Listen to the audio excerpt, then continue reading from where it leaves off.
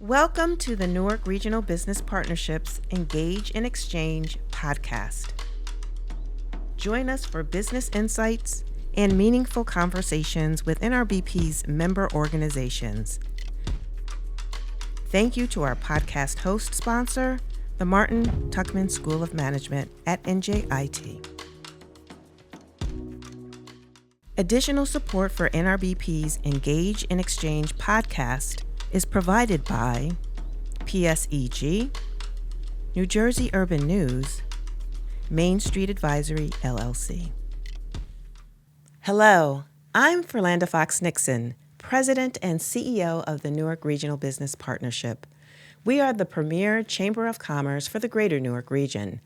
Our guest today is Brendan De Silva, founder of the Silva Team. Thank you for joining us today. Thank you for having me. So we like to start off talking a little bit about yourself, just kind of personally. So Tell us about Brendan. Okay, yeah. So father of two. I have a 2.5-year-old and a 3-month-old now. I'm actually born Jersey, but I moved maybe like 12 times by the time I was like 10 years old. So we moved a lot. But all throughout like the greater Newark area, my family are Brazilian immigrants, my parents. So they really moved us as quickly as they could to get into the best school system. Mm-hmm. So I ended up going to high school and middle school in Rutherford. And funny enough, that's how I made the relationships where I ended up leading me, we'll talk about, to the real estate world I'm in now. Okay. Yeah, very cool. And now I'm a resident and a very stressed out home builder and building my house here in Newark. That's great. And so tell us about the De Silva Team then. Mm-hmm. Yeah, so the Silva Team, in real estate, there's really two ways to think. There's two models. There's like the brokerage aspect, where you have like a giant brokerage with like 1,000 agents. Mm-hmm. That's one model, where you make a little bit from each agent. That wasn't my model. We have a more tight-knit team. We have 6 realtors, and where we help really niche down in the greater Newark area. So the residential market, we're not building and managing lease outs. We're doing more so, hey, you want to help sell, buy, or even like now working with a few builders who are building condos. Mm-hmm. But in the Newark area, and we've been running around for about 8 years now, 9 years, and we are the number 1 real estate team. Congratulations. Yes, thank you. By unit count, means we've sold more houses for more money, more money than anyone has, one in the history of Newark, but at least for the past 5 years. And how old is your business? You've been in business for 8 how years, long? 9 8 years, yeah. 9. Okay, that's great. Mm-hmm. But why Newark? Why did you decide to focus on the greater Newark area? Yeah, so there's like 2 aspects. One is pragmatic business purposes. So you got to see think about Brooklyn, right? If you could be the number 1 realtor in Brooklyn today, it would be unbelievable. And what does that mean? That means people are calling you, hey, you've been around for 40 years, right? I'm 31, I just turned 31. So if I'm around for 40 years in Brooklyn, it's like, oh my gosh, you're the guy. People bought with you, sold with you, and then bought their upgrade house with you, and then also sold that one with you. Mm-hmm. So when I saw Newark, that's really what I saw. I saw this it's like basically getting into Amazon when it wasn't that valuable almost. And in real estate, it's so relational, and relationships take years to develop, not weeks, decades even. Mm-hmm. So my mindset was, okay, if I really start servicing the community, really become rooted in Newark over the next 20, 30, 50 years, what would my business look like? It's going to be complete referral based. It's going to be word of mouth only. And really, we'll become a household name in all of Newark for more than just turning house into homes, but being like a community builder. And when you have that, that's like, it's really no brainer. And now it's one thing to do business in Newark, but we live in Newark, which is the second part. And my wife and I truly, to a certain degree, we feel like called by God to raise our family in Newark. Oh, we love it. That's great. Yeah. So if it's word of mouth, what's up with the billboard? Yeah, we do have a lot of billboards. So before you get the word of mouth, you got to put your words in their mouth, right? So it's kind of well, at least in their ears. I don't know. So we're very heavy into marketing. By all means, we believe if you make money, reinvest the money, and then you just make more money down the road.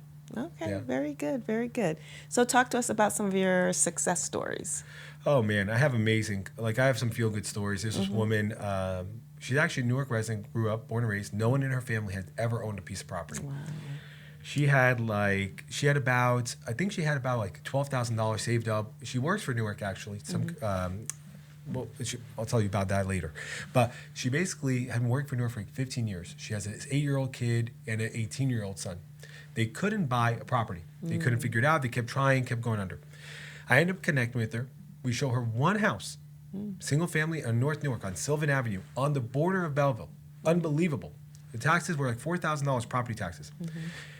We ended up structuring the deal so that she ended up coming to closing with $3,000. Unfortunately, the week of closing, rates went up, etc. She no longer qualified for the house. Oh. Her son was blessed enough to co-sign for her. Her son is a student in Boston.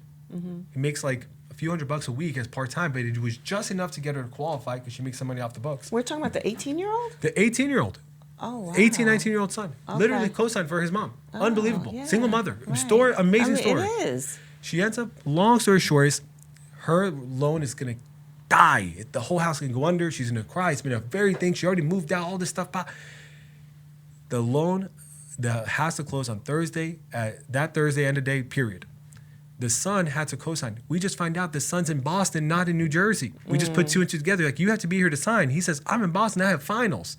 I say, I will buy you a plane ticket. We buy him a plane ticket. He arrives to Newark Airport at like 7 o'clock. He doesn't have a car. We Uber him to the closing. He signs the closing. We then fund the deal the next day. Still counted. We were good. But then ended up, she moved into the house. She bought a house 3 years ago. She's sitting on about $100,000 of equity. Her payment is equivalent to what she would have been paying in rent, slightly more. And she has her own home. Every single few months, she will send me pictures of what she's done in the house, saying to me, hey, thank you so much. She sends me referrals all the time. This is a single woman who truly never had a chance. We got her a subsidized rate. We got her unbelievable thing. And that's a success story in and of itself. And like that's really what keeps you going. Right. We've sold in Newark almost 400 houses. Okay. So we have a lot of stories like that where we truly make impossible very possible. That's great. I love that story. Yeah, honestly, it's beautiful. It's awesome. Talk about the inventory, though, in Newark. Okay, so inventory in Newark. So great question. So in the residential world, not commercial world, there is every year we've been going down and down inventory. Upwards of 1 year, it's like 1,300 units had transacted, 1,400 about 3 years ago. Now we're all the way down to like 1,000 or so. So we're seeing literally about 30% less of transactions taking place in Newark. This is very difficult because the people moving into Newark are higher income earners who want to buy properties, and people who are even in Newark, who grew up in Newark, are making more money than they have because this is what Newark's happening, right? So there's very limited inventory. What we're seeing is your best chance really is to get very prepared, ensuring that you've taken the time to get yourself and your family ready to buy that house. And honestly, we're finding our clients nowadays, maybe 1 out of 5 of our transactions happen off market. Okay. Before it even hits the market, we get the buyer to the seller and call it a day. Okay. It's the only way. Okay. Yeah. And what are you finding is attracting people to Newark? I can't express this enough. Those who believe that Newark is not it, and they say, well, Newark has a long way to go, blah, blah, blah, blah, blah. They are just like on pixie dust. What's happening in Newark, you have transit, you have transit to Manhattan.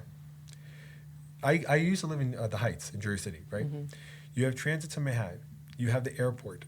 You have unbelievable unification from the city level with businesses to build up downtown. But when people think about Newark building, what's bringing them here, they think, oh, it's downtown, it's downtown, it's downtown. It's not true.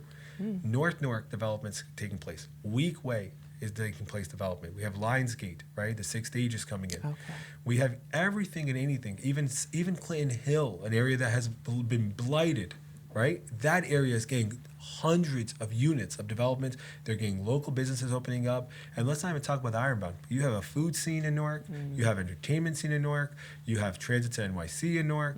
You have schools, Rutgers, NJIT. You have tens of thousands of people coming in every single day. And as people are moving into the various communities, what services are they looking to be able to spend their money and keep it in the community? Oh, that's a great question. So essentially, when a lot of investors, developers, et cetera, they're focused all their efforts on right downtown Newark. This is what's been going on. Or they focus all their efforts on the Ironbound. What I wish developers would know as they're building their buildings, et cetera, is and we see the same with a few developers. Makerhoods, for example, which is a way, right? It's up on Martin Luther King Boulevard.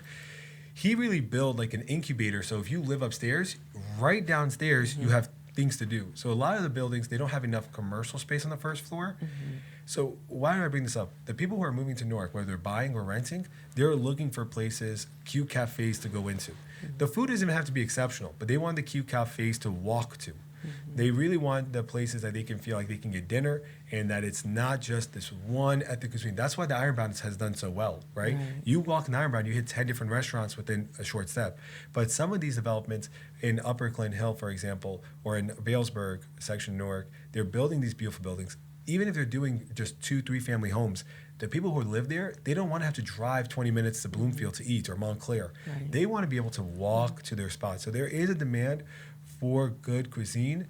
There is demand for more nightlife activities within walking distance. We also, I would say, we see this with how Newark Local Beer has done, right? They have that with Method, keeping it in. So many people will go to Method climbing. They climb. They're done climbing. They go have a drink. Then they go live upstairs in the Walker House. So creating those spaces where you can really live, work, and play, that's what people are looking for. I will tell you a big point of, I would even say like crisis that there's an opportunity in Newark is when people are coming into Newark, there's not enough green spaces that a lot of the residents who are coming from the city, they're moving out of the city into another city, but they want that green space. They want that park. They want the trees. They want to be able to go somewhere with their children, right? They want to have that. And it's funny that you even see this in developments in Newark. Many developments in Jersey City, they will build large buildings, 300, 400, 500 units, and they'll have little kids' room, little playroom. But in Newark, we don't really have that yet. So I talk to developers all the time about having that first floor be a walkable space. I talk to developers all the time about, people who are looking in Newark. They do now in these buildings, even the rentals. I know many people in my building, they have 1, 2, 3 kids, 2 kids. So they're looking for a little playground in the space. And there's that niche that's happening there. Not to mention that people are looking for not even affordable opportunities to own. That's not even what people are looking for anymore. A lot of people who are moving in, they understand it's not affordable to buy.